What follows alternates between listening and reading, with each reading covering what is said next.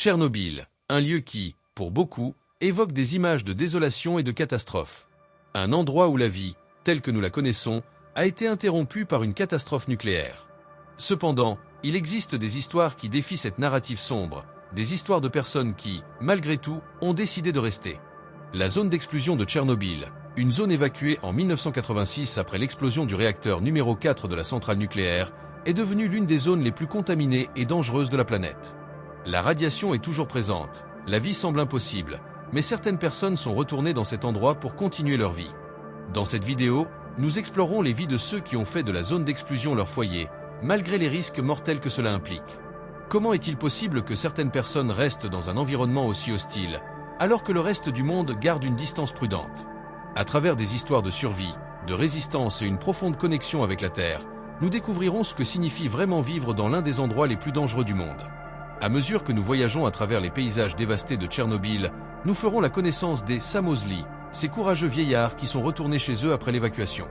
Nous découvrirons également les scientifiques et les travailleurs qui surveillent la zone et étudient ses effets. Mais surtout, nous explorons la puissance humaine d'adaptation et de résilience dans un environnement qui semble défier toute logique.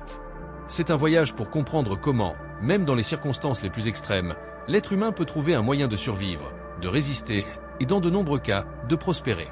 Mais avant de plonger dans les histoires de ceux qui ont décidé de rester, nous devons comprendre comment nous en sommes arrivés là.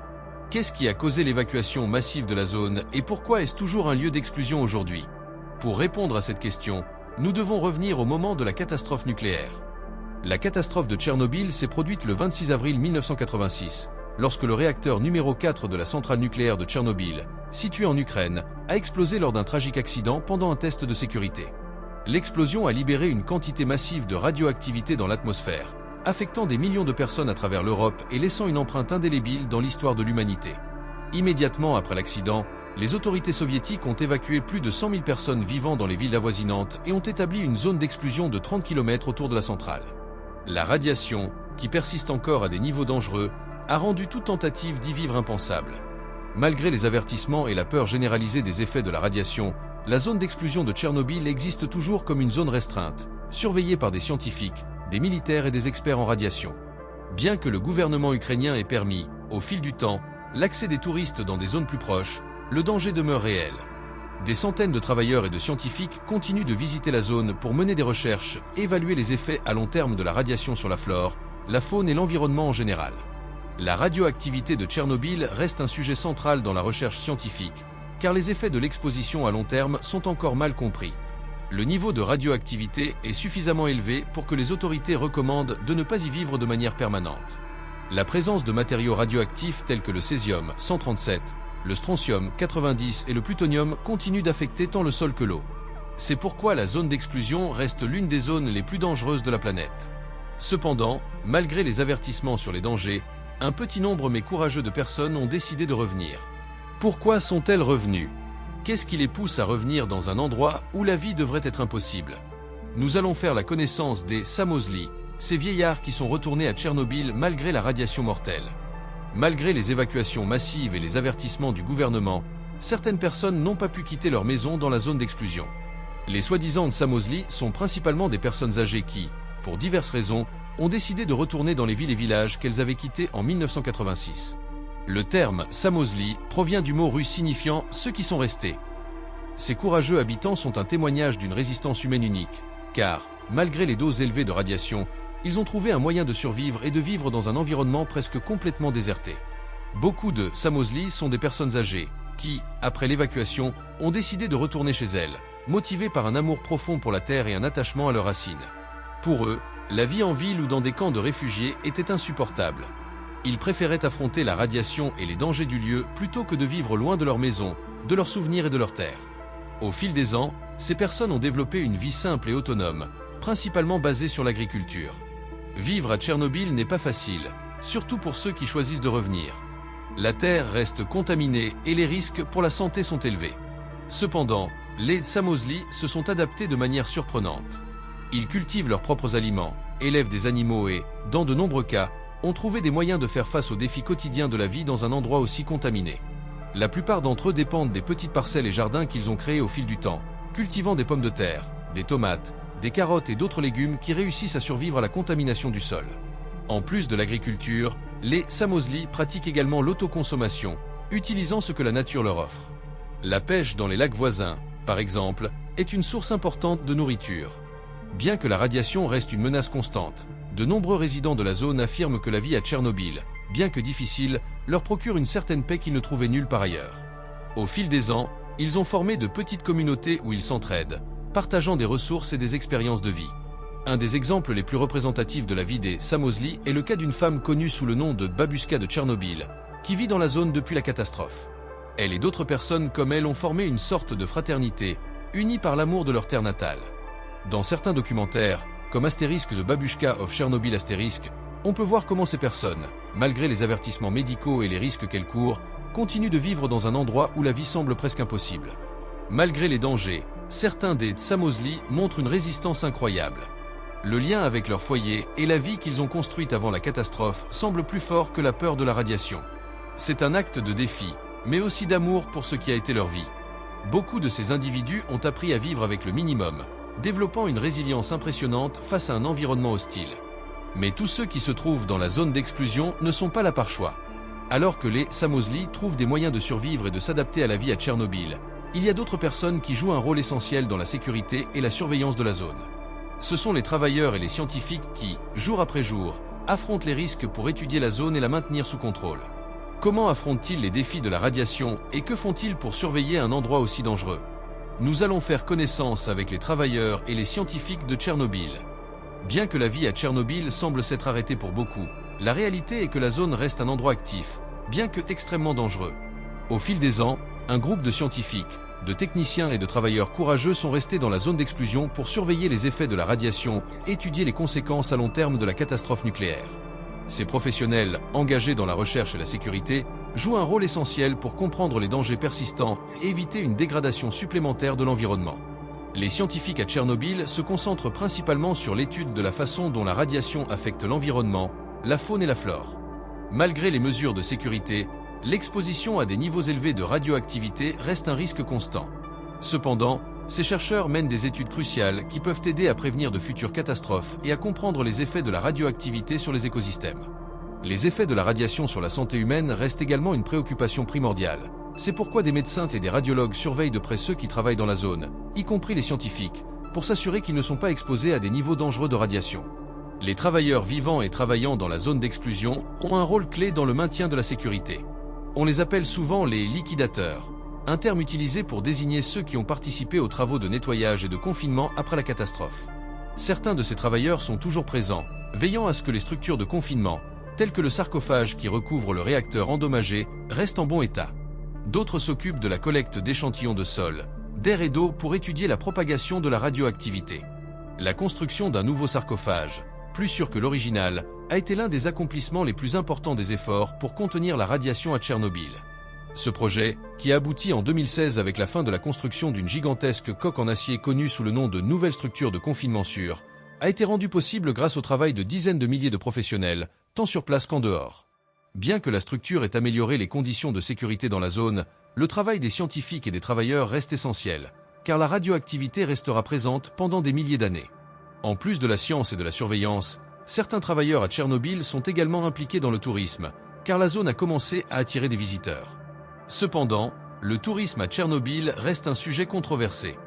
De nombreux scientifiques et activistes soutiennent que, bien que les zones touristiques soient relativement sûres, on ne devrait pas minimiser la catastrophe ni exposer les gens à des risques inutiles. Néanmoins, le tourisme a offert une nouvelle perspective sur la vie dans la zone d'exclusion, montrant à la fois la beauté inquiétante du lieu et les risques qui persistent. Alors que les scientifiques et les travailleurs s'occupent de la recherche et de la surveillance, il existe un autre aspect fascinant de la vie à Tchernobyl que nous ne pouvons ignorer, les histoires humaines d'adaptation. Les personnes qui ont réussi à vivre dans cet environnement hostile, trouver des moyens de survivre et garder l'espoir, nous offrent un aperçu puissant de la résilience humaine. Explorons comment certaines personnes s'adaptent à la vie à Tchernobyl et comment elles trouvent de la force dans l'adversité. Vivre à Tchernobyl n'est pas simplement une question de survie physique, mais aussi d'adaptation psychologique et émotionnelle à un environnement qui défie les attentes les plus fondamentales de la vie humaine. Au milieu de la désolation, certaines personnes ont trouvé des moyens de reconstruire leur vie, de s'adapter à la radioactivité et d'apprendre à vivre dans un endroit qui, pour le reste du monde, reste synonyme de catastrophe et d'abandon. Les histoires des Samozli ne sont qu'une partie du tableau. En plus d'eux, il y a des travailleurs, d'anciens résidents et des personnes qui, pour diverses raisons, ont été attirés par la vie dans la zone d'exclusion. Dans de nombreux cas, les personnes qui ont choisi de revenir ou de vivre près de Tchernobyl ont un lien émotionnel profond avec la Terre, qu'il s'agisse de liens familiaux, de souvenirs ou d'un sentiment d'appartenance qui les empêche de quitter leur maison. L'adaptation à cet environnement aussi hostile nécessite une résilience mentale extraordinaire. Les habitants doivent faire face à l'incertitude constante concernant leur santé, car les effets à long terme de la radioactivité restent incertains. Cependant, beaucoup se sont habitués à vivre avec cette inquiétude constante, gérant leurs attentes et acceptant que, dans de nombreux cas, la vie reste ce qu'ils en font. Certains des Samozli s'adaptent en créant de petits rituels et routines qui leur donnent du sens et un but au quotidien. Cultiver un jardin, s'occuper des animaux ou même simplement se promener dans la campagne devient une manière de réaffirmer leur humanité dans un endroit où la nature semble leur défier. Ces actes quotidiens deviennent des symboles de résistance, quelque chose de plus grand que la simple survie. C'est l'affirmation de la vie au milieu de l'adversité. Le simple fait de se trouver sur la terre, de la cultiver et de la travailler, leur procure un sentiment de contrôle dans un endroit où l'imprévisible semble être la norme. La résilience de ceux qui restent dans la zone se reflète aussi dans leur relation avec les autres. Les gens à Tchernobyl ont tendance à former de petites communautés soudées, où la coopération mutuelle devient la clé de la survie. Vivre dans un environnement aussi extrême oblige les gens à s'entraider, à partager ce qu'ils ont et à se protéger les uns les autres. Cette solidarité et ce sens de la communauté ressortent comme des facteurs fondamentaux dans l'adaptation des résidents. Pour beaucoup, c'est une manière de ne pas se sentir complètement isolé, de trouver du réconfort dans la compagnie des autres, malgré les circonstances. Malgré les défis, les Samozli et d'autres résidents de la zone d'exclusion ont également trouvé de la beauté dans la nature. Dans un environnement où la végétation et les animaux semblent avoir réclamé le terrain abandonné par les humains, les habitants se sentent en paix avec la terre qui était autrefois la leur. Le retour à la nature, dans de nombreux cas, n'est pas seulement une question de survie, mais aussi de trouver un sens profond de connexion avec le monde qui les entoure. La vision des arbres qui poussent dans les restes des bâtiments ou des animaux qui errent dans les champs abandonnés crée un contraste entre la dévastation humaine et la résilience de la nature, et beaucoup des habitants le considèrent comme un rappel que, même dans les endroits les plus endommagés, la vie trouve un moyen de prospérer. Dans ces récits d'adaptation et de résilience, nous trouvons également un thème récurrent, l'attachement aux racines. Pour beaucoup de ces personnes, leur maison n'est pas seulement une structure physique, mais un symbole d'identité et d'appartenance. Le retour à Tchernobyl n'est pas seulement une question de survie, mais une manière de résister à la perte de leur histoire, de leurs traditions et de leur mode de vie. À bien des égards, revenir dans la zone est une déclaration selon laquelle, malgré tout, la vie continue, l'histoire persiste, et les racines humaines peuvent trouver un moyen de fleurir même dans les endroits les plus inhospitaliers. Mais les histoires de ceux qui ont décidé de rester ne montrent pas seulement la capacité humaine à résister, mais aussi la relation complexe entre l'homme et le lieu. Tchernobyl est, pour certains, un lieu de renaissance, tandis que pour d'autres, il reste un symbole de la tragédie. Au fil des années, la présence des touristes a ajouté une nouvelle couche à cette narration. Que pensent les touristes qui visitent la zone de la vie qui continue là-bas? Et comment les histoires d'adaptation et de résilience se mêlent au tourisme sombre à Tchernobyl? Depuis que la zone d'exclusion a été ouverte aux touristes dans les années 1990, Tchernobyl attire des milliers de visiteurs chaque année, curieux d'explorer l'un des endroits les plus notoires du monde. Ce phénomène, connu sous le nom de tourisme sombre, est devenu une industrie en pleine croissance, avec des touristes venant du monde entier pour voir les vestiges de la catastrophe nucléaire, marcher parmi les ruines de villes abandonnées et découvrir de près l'histoire de cette tragédie. Cependant, ce contraste entre l'attrait touristique et la vie de ceux qui habitent encore la zone crée une tension palpable. Est-il éthique de visiter un endroit où la vie humaine a été pratiquement éradiquée, tandis que certains luttent pour survivre dans ces environs? Le tourisme à Tchernobyl est en partie un rappel de la fascination humaine pour le macabre et l'inconnu. Beaucoup de voyageurs voient la zone comme une capsule temporelle, un vestige d'un passé tragique figé dans le temps, comme si c'était un décor de film. Les touristes visitent souvent des lieux emblématiques, comme la ville de Pripyat, l'école abandonnée ou la célèbre Grande Roue, recherchant cette sensation d'exploration au milieu de la désolation. Cependant, cette vision superficielle du lieu ne prend pas toujours en compte la réalité complexe de ceux qui ont décidé de rester. Pour les Samozli, le tourisme dans la zone peut être source d'inconfort. Malgré les efforts des autorités pour restreindre l'accès aux zones les plus dangereuses, la présence de touristes dans les villes et villages voisins peut être perçue comme une invasion de leur vie privée et de leur mode de vie. Beaucoup de ces résidents ont l'impression que leur histoire, leur souffrance et leur lutte pour survivre sont devenus un spectacle pour le divertissement des autres. Bien que certains touristes montrent du respect et de la fascination pour les histoires de ceux qui restent à Tchernobyl, d'autres peuvent voir la tragédie comme une curiosité morbide, sans comprendre pleinement la souffrance humaine derrière les ruines. Cela dit, Certains des travailleurs et des scientifiques qui surveillent la zone considèrent également le tourisme comme une opportunité d'éduquer et de sensibiliser le public aux effets à long terme de la radiation et à l'importance de la mémoire historique. Les guides touristiques, beaucoup d'entre eux anciens employés de la centrale ou résidents des zones voisines, racontent des récits qui aident les visiteurs à mieux comprendre l'ampleur de la tragédie, ainsi que les histoires d'adaptation et de résilience de ceux qui sont encore présents. De cette manière, le tourisme, bien qu'il soit controversé, a aussi un aspect éducatif qui peut contribuer à maintenir vivante la mémoire du désastre et l'importance de la prévention pour l'avenir. Cependant, le tourisme à Tchernobyl n'est pas sans risque. Bien que les zones les plus contaminées soient restreintes, l'exposition à la radiation reste une préoccupation. Les autorités ont mis en place des réglementations strictes pour minimiser les risques, mais les touristes doivent suivre des consignes de sécurité rigoureuses pour éviter une exposition à des niveaux dangereux de radioactivité. Malgré ces efforts, certains critiques estiment que le tourisme à Tchernobyl banalise une tragédie humaine en la réduisant à une simple expérience touristique. Le tourisme à Tchernobyl, bien qu'il soit fascinant pour certains, nous invite également à réfléchir à l'éthique de l'exploration et au respect de ceux qui vivent encore dans la zone. Pour clore cette visite de la vie à Tchernobyl, il est important de se rappeler ce que ces histoires nous apprennent sur la capacité humaine d'adaptation et de survie. Tchernobyl n'est pas seulement un lieu de destruction, mais aussi un témoignage de ce que signifie résister, surmonter la douleur et trouver de la force dans les moments les plus sombres. Que nous révèlent ces histoires sur la nature humaine? Et que pouvons-nous apprendre de la résilience de ceux qui continuent à vivre dans cet environnement si difficile? Tchernobyl, en su silencio y devastation, a trascendido como un symbolo profundo de la capacidad humana para resistir lo que parece insuperable.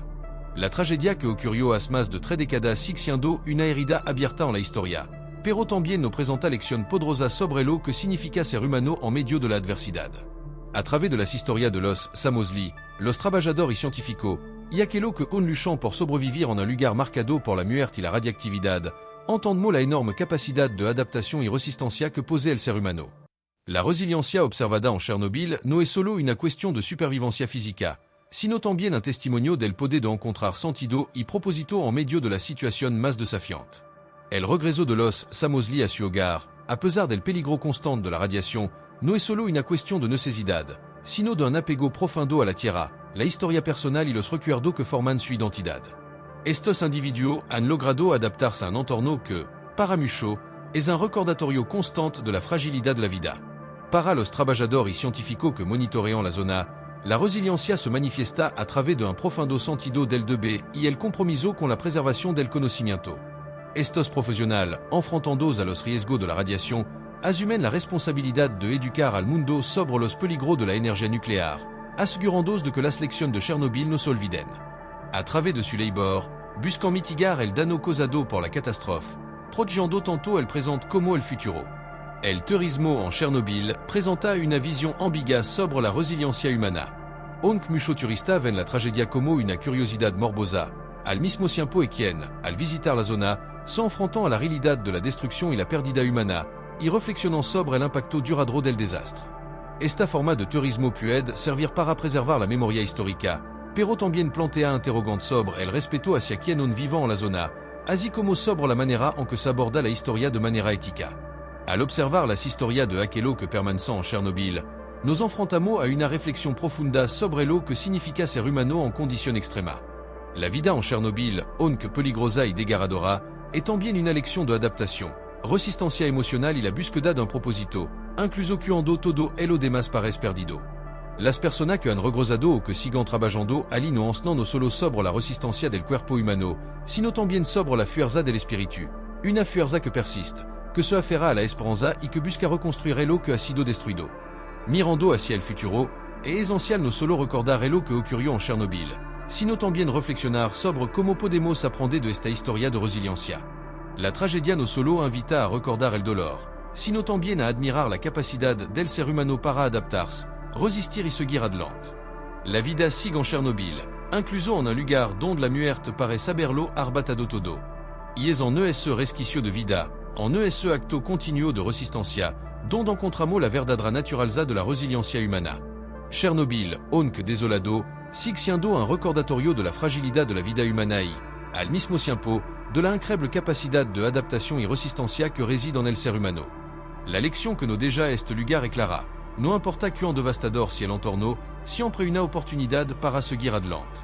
Y eso es lo que hace que la resiliencia humana, incluso en lugar tant desolado como Chernobyl, si tempo de rosaille transcendental. Chernobyl es un lugar en el que la tragedia y la resiliencia coexisten, un territorio marcado por cicatriz profunda pero donde el espíritu humano sigue prevalciando. Aunque el desastre nucléaire que ocurrió allí hace más de 3 décadas déjà huela imborrable, las historias de los que permanecen y son los Samosli, los trabajadores o los científicos no muestran la capacidad humana de resistir y adaptarse en la circunstancia más extrema. Estos relatos no solo reflejan la lucha por la supervivencia, sino también una búsqueda de significado y propósito en medio de la devastación. Los Samosli représentant una forma de resistencia humana sorprendente.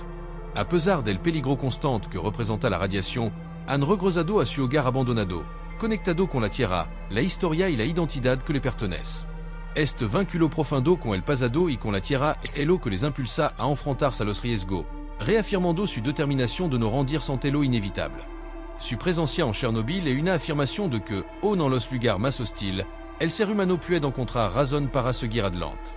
Los trabajadores y científicos en la zona, por su parte, también muestran una forma distinta de resiliencia, el compromiso con la investigación y la seguridad. En un entorno tan peligroso, su dedicación a la preservación del conocimiento y la seguridad de la humanidad refleja la capacidad humana para buscar soluciones, incluso en medio de la tragedia. Su trabajo incansable no solo persigue mitigar los efectos de la radiación, sino también garantizar que la memoria de Chernobyl siga viva, para que el desastre no se olvide y su lección no se pierda. El turismo en Chernobyl, aunque controversial, ofrece una oportunidad única para reflexionar sobre la historia del desastre y las personas que continúan viviendo en su sombra. A través del turismo sombrío, los visitantes se enfrentan a una realidad que es tanto una cápsula del tiempo como una lección de resistencia. Sin embargo, este fenómeno también plantea preguntas sobre el respeto hacia los que aún habitan la zona y sobre la ética de tratar un lugar tan doloroso como una atracción turística. En este sentido, el turismo tiene el poder de educar, sensibilizar y recordar, pero también debe hacerlo de manera consciente y respetuosa. Al final, es lo que Chernobyl nos enseña es que la resiliencia humana no se mide solo por nuestra capacidad para sobrevivir a las adversidades, sino también por nuestra habilidad para encontrar esperanza, propósito y humanidad en los momentos más oscuros. La tragedia que marcó el lugar no ha sido capaz de extinguir la vida que allí persiste. A través de las personas que se niegan a rendirse, y así por apego a su rezo por un sentido del deber, encontramos la verdadera fortaleza del ser humano, una capacidad inquebrantable de adaptarse, resistir y, finalmente, seguir adelante. El legado de Chernobyl no solo está en las lecciones de la tragedia nuclear, sino también en las historias de aquellos que, en circunstancias extremas, han demostrado que la vida puede renacer, incluso cuando todo parece perdido. En un mundo marcado por la destrucción, el mensaje de Chernobyl es claro: la resiliencia humana sigue siendo nuestra mayor fortaleza, y siempre encontraremos una manera de persistir, adaptarnos y reconstruir, sin importar cuán devastador sea el entorno. Chernobyl es entonces un recordatorio poderoso de que la humanidad tiene la capacidad de afrontar las adversidades más grandes, aprender de los errores del pasado y encontrar, incluso en los lugares más oscuros, una manera de seguir adelante. La historia de Chernobyl, aunque dolorosa, sigue viva, y en ella encontramos una lección de resistencia, esperanza y la inquebrantable capacidad de adaptación humana.